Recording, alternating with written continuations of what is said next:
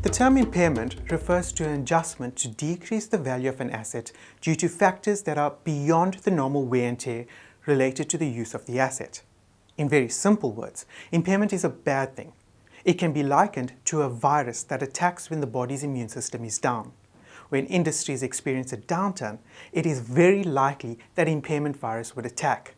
The worst part is, there's often no cure except the passage of time and the survival of the fittest. So impairment is what I like to call the virus of value destruction. Now this analogy may seem extreme, but what if I were to say that impairment is arguably one of the major contributors that spread the global financial crisis? You can almost always expect impairment to be present, lurking in the shadows, waiting to strike when things go bad. For example, consider industries that are currently performing poorly, such as the mining industry in Australia and the property industry in Western Australia. You would note that impairment is already at work, causing greater damage. So how did impairment spread the global financial crisis? It achieved this by a process called the negative feedback loop.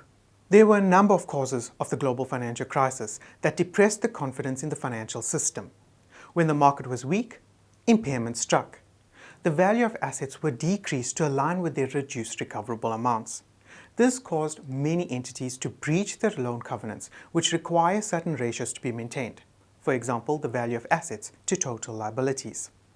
When loan covenants were breached, banks recalled their loans, which resulted in entities having to sell their assets at fire sale prices.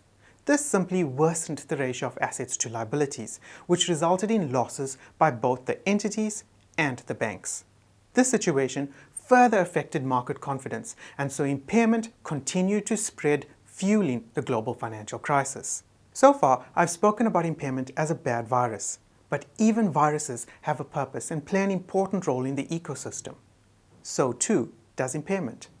Impairment helps restore balance to financial statements that are bloated with overpriced assets and goodwill acquired during business combinations in bubble years. Investors may be misled by these distortions, and so impairment serves to revalue and help these investors with their analysis and decision making. Impairment also serves as a measure of how well the entity is managed. Writing off billions of dollars of impairment is often an indication of poor investment decisions. Given the importance and far-reaching effects of impairment, it makes sense then to stop and understand the rules relating to this often overlooked virus of value destruction.